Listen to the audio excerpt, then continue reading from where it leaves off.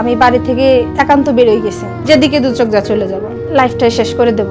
আমি মারা যাই, কিন্তু আমার পরিবারের কোনো মান সম্মানে হানি ঘটবে এরকম কিছু আমি করতে চাচ্ছিল না। আমার নাম পূজা বিশ্বাস। আমি ছোট থেকে বড় হয়ে উঠছিল গোপালগঞ্জ শহরে। এখন হচ্ছিল অনার্স করতেছি। তো 2018 সালে ফাজলামি করতে করতে একটা আননোন নাম্বারে ডায়াল করছে। মানে আমি 2টা ডিজিট বলছি, আমার বৌমনি 2টা ডিজিট বলছে। এইভাবে আর কি নাম্বারটা তৈরি করা হয়েছে। ফোন দিয়েই ফার্স্টে বলছে কি, আমি তোমাকে ছাড়া বাঁচবো না, তুমি কেন আমার সঙ্গে এটা করলা। সে ছেলেটা তখন বলছে কি, আপনি ফোন দিয়ে এরকম কথা বলতেছেন, আপনাকে তো আমি চিনি না। এবং সে না, আপনি আমাকে চিনেন, প্লাস আমি আপনাকে ছাড়া বাঁচবো না, আপনি এরকম কাজটা কিভাবে করলেন আমার সাথে। তো সে জাস্ট ফোনটা কাইটে দিছে, তারপরে বিরক্ত হয়ে কাইটে দিছে। আমি এবার কিছুক্ষণ পরে আবার কল করছি। এবার কল করে 2-1 মিনিট কথাবার্তা বললা ফোন কাইটে দিছে, আর কল টল করি নাই। সন্ধ্যার পরে ওই লোক আবার ফোন করছে। এবার তো ভয় লাগতেছে যে ওই লোককে যদি আমি সত্যি কথা না বলি, তাই তো ওই লোক ফোন দিয়ে আবার বিরক্ত করবে। তখন আমি ওই লোককে ফোন দিয়ে বলতেছি কি, ভাই আসলে আমি ফাজলামি করে ফোন দিছিলাম, আপনি মাইন্ডে নিয়েন না। এইবার তো ওই লোকটা আরো সুযোগ পাইছে। এইবার তো সেই লোকও ডিস্টার্ব করা শুরু করছে। তখন হচ্ছে উনি আর কি মেসেজ দিত।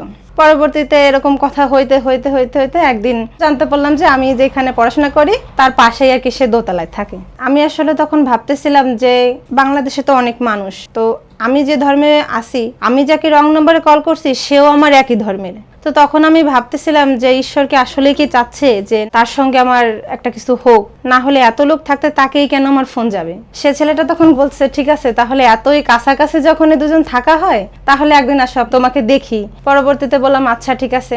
তা আমি তো তাকে ন্যাচারালি আগে দেখছি, কিন্তু আমি যে ফোনে তার সঙ্গে চ্যাটিং করছি বা মেসেজ করতেছি এটা আমি বুঝতে পারি নাই। মানে তাকে আপনি আগে দেখেছেন? হ্যাঁ, মানে রাস্তাঘাটে লোকালে চলাচল করতে দেখছি, এক এরিয়ায়, যেহেতু সেই যে এই ছেলে সেটা আমি জানি না। পরবর্তীতে সেও আমাকে দেখলো, আমিও তাকে দেখলাম, ভালোই লেগেছিল যেহেতু দেখতে ভালো।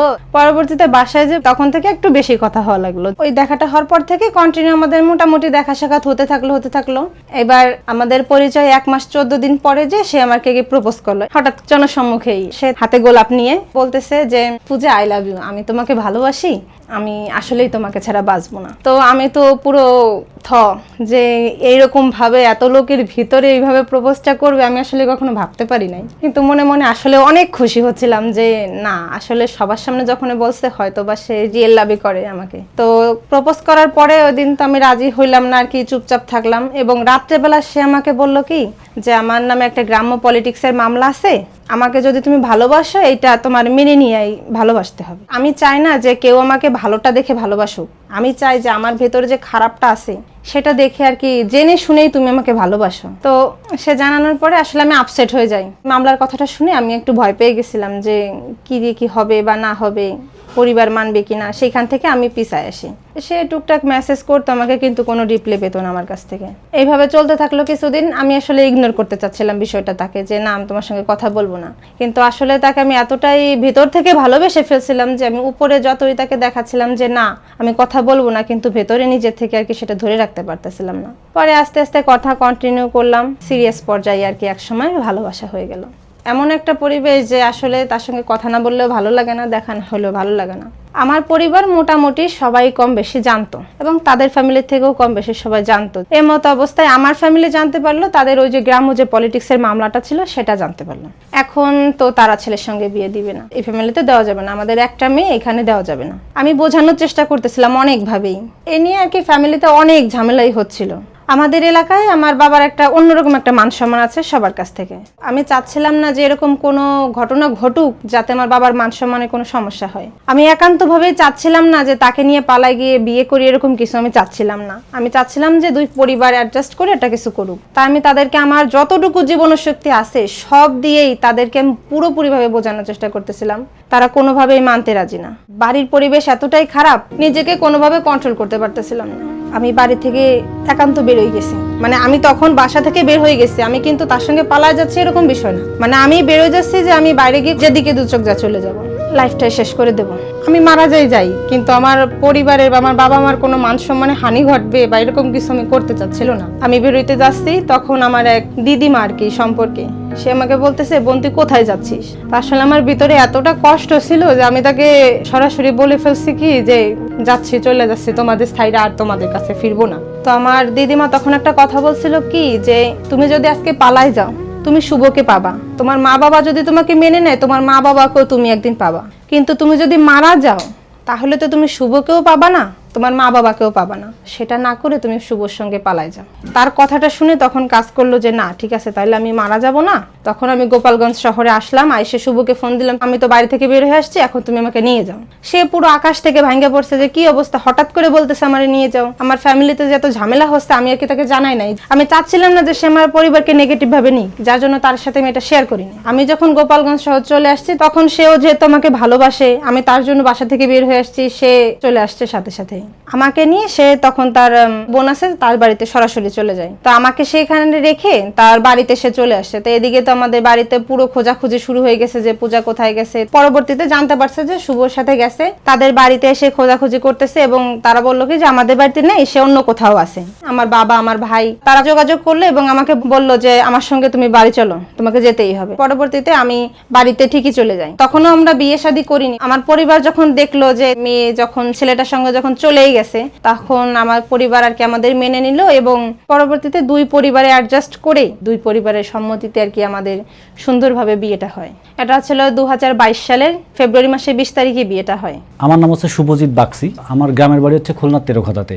আমি এখন হচ্ছে আমাদের নিজেদের ক্লিনিক আছে, আমি নিজের মালিক।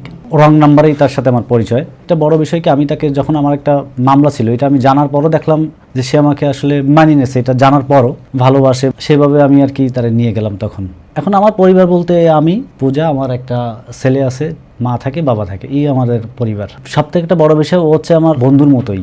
সে আমাকে সবসময় যথেষ্ট কেয়ার করে, আর তাকে পেয়ে আমি আসলে সব দিক দিয়েই ভালো। সে আমাকে সব দিক দিয়েই সাপোর্ট দেয়। আমার এই যে একটা প্রতিষ্ঠান করা, আমাকে মানসিকভাবে সে সাপোর্ট দেয়, এটাই সব থেকে বড়। সে সারাটা জীবন এভাবে আমার পাশে থাকুক, আমাকে ভালোবাসুক, সারা জীবন এভাবেই আমরা দুজন যেন থাকতে পারি।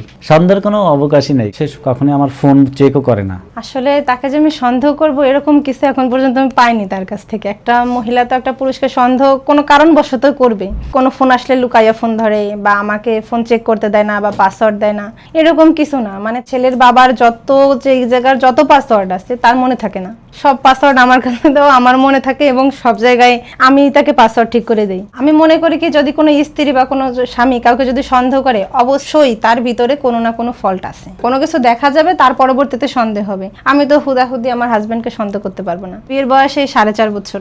তা আমাদের একটা বাচ্চা আছে, তার বয়স হচ্ছে যে 3.5 বছর। অনেকেই আছে যে পরিবারের চাপে পড়ে নিজে যে প্রিয় মানুষটা তাকে ভুলে যায়, অন্য একজনকে বিয়ে করে। সেক্ষেত্রে কিন্তু সেই মেয়েটা দেখা যাচ্ছে অনেক অর্থ প্রাচুর্যের ভিতরে থাকে, কিন্তু মানসিক যে একটা শান্তি সেটা কিন্তু সে মেয়েটা পায় না। তা আমি বলবো কি, অনেক সময় অনেক মেয়েরা দেখা যাচ্ছে পরিবারের চাপে পড়ে অন্য একটা ছেলেকে বিয়ে করে। তো আমি বলি কি, এই জিনিসটা আসলে করা উচিত না। ঝামেলা হোক বা কোনো একটু পরিবেশ খারাপ হোক, আমি মনে করি কি সেই পরিবেশটা ফেস করে দুটা পরিবারকে মিলাইয়া যখন তুমি তাকে নিতে পারবা নিজের করে, তখন যে শান্তিটা, এই শান্তিটা তুমি অন্য কোথাও গিয়ে বা অনেক অর্থ প্রাচুর্যের ভিতরে এই জিনিসটা তুমি পাবা না। আপনি যেভাবে বিয়ে করেছেন একরকম পরিবারকে বাধ্য করে, আমরা জানি না সৃষ্টিকর্তা কপালে কি লিখে রেখেছেন, এমন কোনো ঘটনা যেন না ঘটুক আপনাদের সাথে, এটাই চাই। তারপরেও আপনার যে সন্তান, উনি যদি সেই সেম কাজটা আপনার সাথে করতে চায়, তখন কি আপনি মেনে নেবেন? আমার মেন্টালিটি এখন থেকেই এমন। আমার ছেলেকে আমি বলবো কি, বাবা তুমি এমন একজনকে বিয়ে করো বা এমন একজনকে তুমি ভালোবাসো যাতে আমি মাইনে নিতে পারি। মানে তার কাছে আমার একটাই রিকোয়েস্ট থাকবে, মানে আমি রং নাম্বারে ডায়াল করেও যেহেতু আমার ধর্মাবলম্বী কাউকে পাইছি, আমিও চাই যাতে সামাজিকভাবে আমি মেনে নিতে পারি আমার ধর্মাবলম্বী কোনো মেয়ে হলেই হবে। সে যদি গরিব ঘরের মেয়েও হোক বা দেখতে কালো হোক বা যেমনই হোক, সমস্যা নেই। আমার ছেলে যাকে ভালোবেসে আনবে তাকেই আমি আমার ঘরের বউ করে রাখবো। কিন্তু মানুষ তো বলে যে প্রেম করে বিয়ে টেকে না, আদিক্ষেতা করে ভালো আছে এটা দেখায়, কিন্তু একসময় আর আসলে ভালো থাকতে পারে না, ডিভোর্স হয়ে যায়। ভালোবেসে বিয়ে করাটার আগে ছিল মূলত বন্ধুত্বটা লাগবে। বন্ধুত্বটা যদি ভালোভাবে না থাকে, সেখানে রিলেশন করে বিয়ে টিকবে না। আমাদের দুজনের ভেতরে দেখা যাচ্ছে কি, হাজব্যান্ড ওয়াইফ যে সম্পর্কটা, তার থেকে বন্ধুত্বের সম্পর্কটাই বেশি। হাজব্যান্ডের কাছে কিন্তু অনেক কথা শেয়ার করা যায় না ভাই, কিন্তু বন্ধুর কাছে কিন্তু সব কথাই শেয়ার করা যায়। স্বামী হিসাবে কত মার্ক দিবেন? 99%। 1% খুদ আছে, হুটহাট ট্রাইগে যায় আর আমাকে প্রচুর পরিমাণে চেতায়। যা চাই তাই পাই। বাড়ি গিয়ে আমাকে একটা নোসপিন আইনে দেবা গৌরদাদার কাছ থেকে, নতুন একটা নোসপিন এনে দেবা। আচ্ছা ঠিক আছে, বাড়ি যেই দেবো। আমরা বিদায় নিচ্ছি। আপনাদের এই সুন্দর সম্পর্কের নদী বয়ে যাক, আমরা এটাই দোয়া করি, আশা করি। আমাদের প্রোগ্রাম আমরা এখানেই শেষ করব। আমাদের প্রোগ্রামে আপনারা খুলনা থেকে এসেছেন, অনেক দূর থেকে এসেছেন, আপনাদেরকে অনেক ধন্যবাদ। আপনারা আমাদের সাথেই থাকবেন। আমরা এই যে এখনকার যে অবস্থা, এত পরকীয়া, এত সম্পর্ক ভেঙে যাওয়া, এত ডিভোর্স, এর ভিড়েও একজন আরেকজনকে যে নিয়ে ভালো থাকার চেষ্টাটা যারা চেষ্টা করে তাদেরকে আমরা তুলে ধরতে চেষ্টা করি, যেন সমাজে সবাই সেটা দেখে নিজেদেরকেও ভালো রাখার চেষ্টা করে। আজ এই পর্যন্ত, আপনারা সবাই ভালো থাকবেন। আসসালামু আলাইকুম।